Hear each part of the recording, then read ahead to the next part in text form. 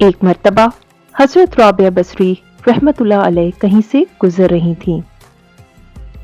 دیکھا کہ ایک شخص لوگوں کو جنت کے بارے میں ترغیب دلا رہا تھا۔ آپ رک گئیں اور فرمایا، میاں خدا سے ڈرو، تم لوگوں کو کب تک اللہ کی محبت سے غافل رکھو گے؟ تمہیں چاہیے کہ پہلے اپنے خدا کی محبت کی تعلیم دو، پھر جنت کا شوق دلاؤ۔ اس شخص نے جب آپ کی بات سنی تو ناک چڑھا کے بولا، او دیوانی، جا اپنا راستہ لے۔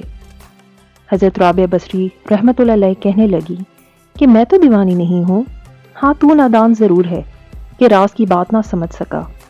ارے جنت تو قید خانہ ہے، مصیبت کا گھر ہے کہ اگر وہاں اللہ کا قرب و دیدار میسر نہ ہو۔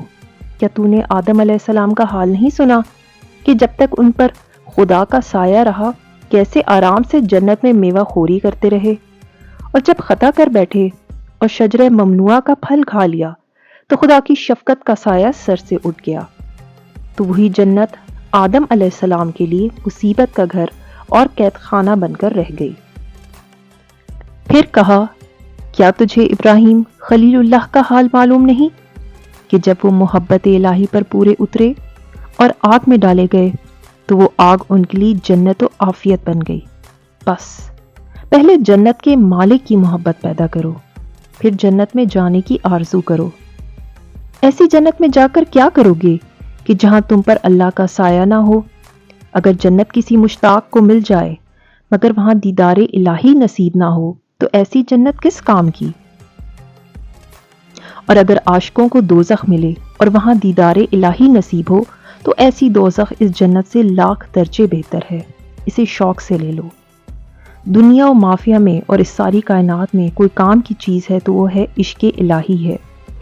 انسان اللہ کا گھر ہے اور وہ انسان کے دل میں ہے، اور انسانی روح اس دنیا میں اللہ کی ملاقات، اس کی معرفت و پہچان حاصل کرنے آئی ہے، نہ کہ تجارت و خود غرضی کے لیے۔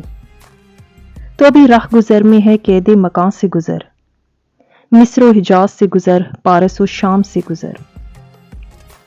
جس کا عمل ہے بے غرض اس کی جزا کچھ اور ہے، حور و خیام سے گزر، بادا و جام سے گزر۔